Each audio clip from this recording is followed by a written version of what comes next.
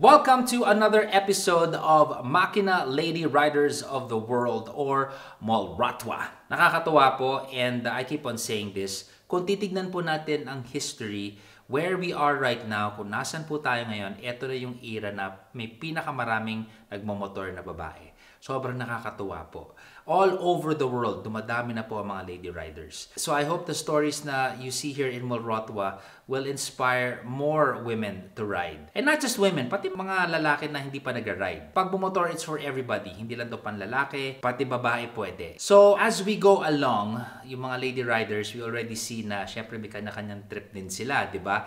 You got lady riders who trip nila mag-track, iba naman gusto nila mag-trail, iba naman gusto talagang totohan na off-road, iba naman gusto talagang lakwatsa, ikutin lang buong Pilipinas and they're gonna go out and explore. Meron din contingent na mga lady riders na may camera sa helmet at dinodocument nila at kinukwento po nila yung adventure nila. I'm talking about the lady rider motovlogger. So our next guest is a motovlogger. So nakakatuwa dahil meron kaming common friend. Nung nasa LA po tayo a few months ago to ride the MV Agusta, ginest po ako ni Paco Arespacochaga for one of his podcasts. So we got hooked up because of Mr. Michael Abad. And it turns out Michael Abad is a friend of our guest. So a few months later, yun nga, nag-reach out sa akin si Michael, "Hey man, kilala mo si Inday Rider?" And I go, "Yeah, I see her in my feed. You know her?" Yun. So nagkakilala kami and I reached out to her of course and I invited her to the show. So nakakatuwa dahil yun nga, dahil content creator siya, sabi niya, "Zach, since interviewin mo ako, interviewin na rin kita." Nakakahiyaman kasi syempre ako yung nag-reach out. I wanted to bring this episode out first. Naunahan niya ako. It's just that, you know, sobrang dami lang talagang ganap na nangyayari sa Makina now and I'm also doing other things outside Makina. So yeah, that episode wherein in-interview niya ako, nakalabas na. Do check it out kung hindi niyo pa napapanood sa channel niya. But now, eto na yung turn niya. So I am talking about none other than Inday Rider. So nakakatuwa when you watch her videos, yung style ni Inday Rider, yung dating niya, she's very friendly. She's so friendly. Parang sobrang approachable siya. Tapos okay rin siya magkwento, very patient. Para siyang motherly na bagets. That's the best way I can describe her. So yun. Again, welcome to another edition of Makina Lady Riders of the World. Ito po ang ating next guest, si Inday Rider.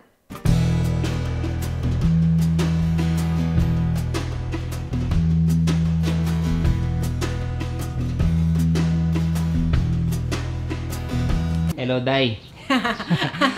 Nakikita kita a lot online. And nakakatuwa how, you know, women are going out there to ride. I hate that whole double standard na sinasabi nila pang lalaki lang yan. Kaya that is why I actually made the show. The reality is, through the years, I think ito na yung pinakamaraming nagmamotor ng babae sa buong mundo. True. At any given time, ito na yon. Yes. So, paano ka nagsimula? Bakit mo naisipan na mag two wheels? Mag-start mag two wheels. Sa stress, that's just part of it also. Yung mag-distress siya. Pero actually, but what do you do? I mean, what do you do in life? We're into real estate. I'm a licensed real estate broker. Tapos we construct houses and we sell them. Para bang busy world talaga. So I needed to find an outlet to distress. Actually, nagre-ride na ako, bata pa ako. My first scooter was a Yamaha Hopper. Yeah, Hopper. Yun yung tipong mahina yung preno. Tapos, actually, dyan na-aksidente yung kuya ko nun. Kasi hindi ko makakalimutan ng Hopper eh. Ako rin, kasi dyan ako natali sa gate. Parang sabi ng dad ko, "Saan ka galing?" Dala-dala ko yung motor.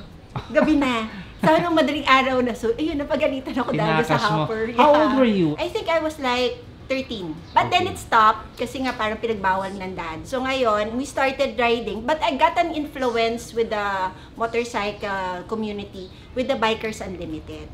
Okay. Because during my college days, my sister and I were friends with the group.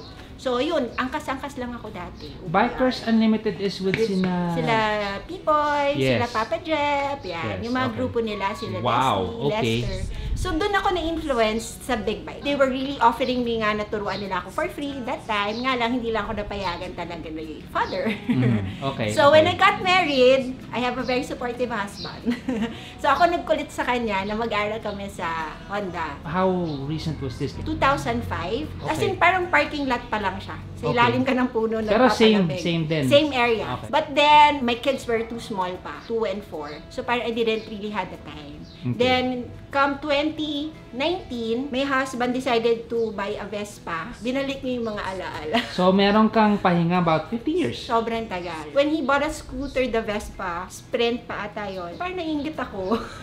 Nagra-ride siya, naiiwan ako sa bahay. So, sabi ko, tara, aral tayo ulit. So, we enrolled again 2019 sa So, Honda. from 2019, dire-diretso Wala na. I didn't start a scooter. We bought kagad the Bristol 400i Classic. So, medyo not too big, not too small. Yes. I wanted something marami nangyayari sa clutch, sa paa. So, I really wanted a manual. After that, by the end of the year, ng 2019, we bought the Rebel. Okay. Yun, yung Rebel 500 na. I found out my passion for riding when I had that bike. Kasi it really gave me that confidence to ride. Kasi nga, abot ko. Tapos nakapag-practice talaga ako doon. And started my vlogging with that bike also. Interesting. With the Rebel, ano na sumunod? After a year of practicing, I bought the CB500X na adventure bike. Palaki na palaki. Kaya sabi ko, I wanted talaga a higher CC kasi I'm used to the 500. Pero sabi ko, parang wala pa akong makitang bike na kaya ko. Pero I wanted an adventure bike. I wanna try it. Okay. So, from the low seat to the high seat. So, I bought the 500X. Nga lang, hindi masyado tumagal kasi parang na-enjoy ko siya talaga, nabitin ako sa power. So you wanted something more with more Yeah, kasi Wala, parang palakas napapagod ng na ako palakas. kakahabol sa mga Okay. kaibigan. So, after searching the bike of the one, so that's why I feature bikes na mga adventure bikes halos lahat. Hindi nila alam, inaalam ko yung bike nila kung babagay sa akin o hindi. Yung pala yung motive mo. Oo, akala nila gusto lang nila mapa-feature. Pero actually, I was looking into and getting their reviews, kamusta yung bike nila. Then, I ended up with this one, the F750 GS. This year lang siya, I got it June 1, eksaktong June 1. Wow, so bagong-bago. wow, ratsyada ka 2019. Si Javi, sinabayan ka din. I mean, what does he ride now? Mas marami siyang bike na napagdaanan kaysa sa akin kasi hindi siya maabot sa first PMS. Suzuki SV650, he bought the Kawasaki Vulcan 650. The Rebel, that's why there was a time na dalawa Rebel namin. Kasi sabi ko, Nag-twinning kayo, Yeah, twinning. Sabi ko kasi build your confidence muna with a low seat height bike. Then he bought now his talagang favorite bike. Nakala niya kanya pero actually ako rin gumagamit. The Super 4 CB400. Balik lang tayo sa Rebel. Biglang pinasukan mo na gumawa ng content. Yes. What made you get into that naman? Kasi, di ba, from the busy world of construction, tapos bigla nagsara din ang business namin prior to pandemic. Got locked up sa house, being an outgoing person, parang sabi ko, wala akong magawa, mababaliw ako. Sabi ng husband ko, sabi ko, why not try vlogging since nahihiligan mo na rin yung motor? Sabi ko, sige na nga, para may magamit ako sa kadaldalan ko. So, I just tried it. I didn't really expect na magkiklik. Na manonood sila, na maniniwala sila sa akin. Kasi, most of the nagre-review ng bikes are like you, Sir Zach, na talagang maraming alam ng technical sa bike. And I know, people will say, anong alam niyan? Sumasakay lang yan. Hindi yan nag-company Actually, riding dyan. is already the big step kasi ang dami mo na makukuha just by riding it. Exactly. I didn't expect it was really gonna be up to this point na talagang magva-vlog ako, magfe-feature ako ng mga iba't ibang bikes.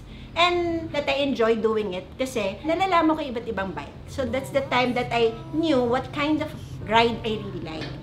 Kaya ka na-ending sa Beamer bigla. So, kaka-review, kaka-interview ng mga iba't ibang rider with their experience with their bike. I ended up na parang I really love adventure bikes. Next na yung cruiser. And speaking of adventure, where have you been? The farthest is the recent I had was Ilocos Norte. That was my latest parang achievement. The Pagudpod, Patapat Viaduct. Kasi yun yung dulo, diba, ng parang northern Luzon. And doon ko naramdaman na I really love traveling in two wheels. Tapos, yung long ride talaga. And I'm dreaming in the future Ayan, what's na your dream ride? Vismin Loop, North Loop, or Philippine Loop. Ayan, wala eh. We're in this crazy Yes, I pandemic know. now. Medyo kung i-attempt mo yun, Mahirap. may Yes. timing ka. Kasi pag nadatnan kang may lockdown in the middle of your trip, Maipit ako doon. Oo, di ba? Yeah, Nakakainis yung yeah. ganun. Anyway, because of your travels and yung mga adventure mo, meron ka bang mga close calls na munti ka na ako doon na like an accident na matindi or mga hulog-hulog here and there lang nangyayari? So far, wala pa naman. Ang pinaka nahulog ko na bike was the CB500X. It's because I modified it. Nag-lowering kit, nag-lowered seat, putol stand. So, nung pagbaba ko, alanganin pala yung parking. Nalaglag na lang siya mag-isang okay. gano'n. So, At saka yun yung mga sudden break na nataranta ako, biglang malalaglag na ganon. Pero thankfully, until hanggang doon pa lang naman yung nangyayari sa akin, mga baksa ko. I think it's important na nag-lessons ka din since you make content a lot. Ano ba yung favorite mong show, kumbaga, in your channel na gustong-gusto mong ginagawa? Yeah, the Saturday Moto Feature. I made it a hobby for the viewers na to watch me every Saturday na may ipapakita ako sa kanila iba't ibang bike. Kasi, Pressure yun, ha? Weekly? Yes, oo, actually. Hindi pala biro pala to. Pressure yan. Pag sinabi mo every Saturday, yan na. Oo, pagka nalita ko ng upload, kunyari nalit yung pagka-edit, nagte-text na sa akin, nasaan na yung upload mo? Wala pa. Mga ganun pressure. Pero what I like about it kasi, it's not only that I get to see the different bikes, the experiences of the riders. Siyempre, kahit papaano, newbie pa rin naman ako. So, I get to learn from the riders. They'll share to me. And I love the fact that para kami lang nagkukwentuhan lang. Kasi pagka about bikes talaga lumalabas din yung passion nila for about bikes. Pag na-meet ko sila, they're just tahimik. Pero pag pinag-usapan na namin yung bike, madaldal pala siya. Something like that. I enjoy the riding community. The people I meet along the way because of riding. When you were starting out sa pagmumotor, meron ka bang naisip bilang babae or just bilang like a new rider na kinakatakutan mo na, akala ko di ko kaya to or ganyan? Ano, what were those? Number one kasi, most common sa amin lahat na lady riders with my group of friends is maneuvering ng parking. Yan yung una kong iniisip, wait, kaya ko ba ilabas siya sa garahe? Kasi riding it, it's easy. Kasi kapag umaandar ka na, mag-aang na yung bike. Ang problema namin, pagka may parking, bago pa kami mag-park, titingnan namin kung kaya ko ba i-park yan, o kaya ko ba ilabas ng parking yan. Yun yung mga challenging moments ng mga lady riders na kadalasan with my group of lady riders, the rebels, yun ang unang tinuturo ko sa kanila. If you wanna have a bike and you wanna learn to bike, just don't learn to ride it, but you have to learn to maneuver it sa parking. It's not all the time kasama si husband or si partner na, Han, paki-valley, di ba?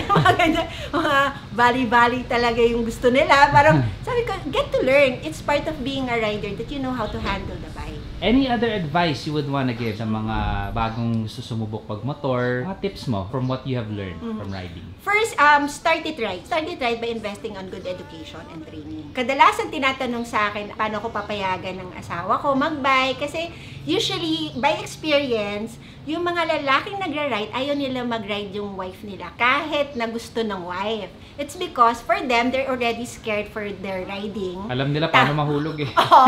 Parang mas takot sila sa asawa nila or kaya sa partner nila na malaglag or madisgrasya. Pero the advice that I give them is mag-aral kayo, invest on good training, and get that trust from your partner or even your parents and family na don't break the trust. Kung walang budget, pag-ipunan mo because it's a good investment. From there, because they saw you started it right, nag-aral ka talaga, you get that discipline as a rider, mababawasan yung kaba ng mga loved ones, di ba? Yun, wag lang natin sirain. And of course, when you know na how to ride, it's a continuous learning. It's not na kahit 5 years ka na nagra-ride, parang alam ko na lahat yan. Laging have that attitude of being humble, that para kang laging newbie. Then, kunyari, habang nag-upgrade ka, don't put it in your head. Kasi minsan sa yabang natin sa road, doon din tayo nadidisgrasya. So, just keep it humble, just enjoy riding, and keep it simple. Yun lang. Just to add on to that, tama ka on the sense na when you develop confidence. Kasi pag confident ka sa daan, iba yung tiga mo eh. Pero yung tama lang. Kasi kung takot kang mag-ride, minsan doon pa nagsisimula. Pag nagda-doubt ka eh, alanganan, baka tuluyan ka nga ma-accident. Okay, in the rider in the house, maraming salamat po. And I'm thankful because I know you took time out from your ride time. Thank you so much. Salamat. Thank you, Sir Jack.